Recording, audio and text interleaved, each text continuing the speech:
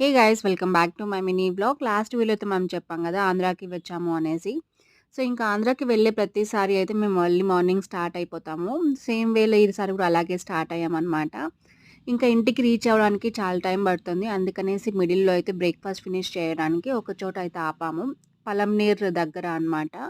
So ఇదొచ్చేసి సాంప్రదాయ రుచులు అని ఉంది. లాస్ట్ టైమ్ మనమైతే జీసీఆర్ కెఫేలో ఆపాము. బట్ ఈ టైమ్ అయితే అది క్లోజ్‌లో ఉంది. సో ఇక్కడ ట్రై చేద్దామని ఇక్కడైతే ఆపాము. క్రౌడ్ కూడా బానే ఉంది అనేసి. సో ఇక్కడైతే వెరైటీస్ ఏమి ఎక్కువ లేవు. లైక్ దోస ఉంది, ఇడ్లీ, పొంగల్ అలాగే లెమన్ రైస్ ఈ 4 ఐటెమ్స్ మాత్రమే అవైలబుల్‌లో ఉంది. సో ఫస్ట్ అయితే మేమందరం ఇడ్లీ, వడ అయితే ట్రై చేసాము. తర్వాతొచ్చేసి కారం దోస, అలాగే మసాలా దోస గూడా ట్రై చేసాము. బానే ఉందనమాట టేస్టొచ్చేసరికి. క్రౌడ్ గూడా చాలా బాగా వస్తున్నారిక్కడికి. అండ్ ప్రైజొచ్చేసరికి గూడా రీజనబుల్‌గానే ఉందనమాట. ఎవరైనా బెంగుళూరు టు చిత్తూరు హైవేలో వెళ్ళే వాళ్ళు ఇక్కడైతే ట్రై చేయొచ్చు.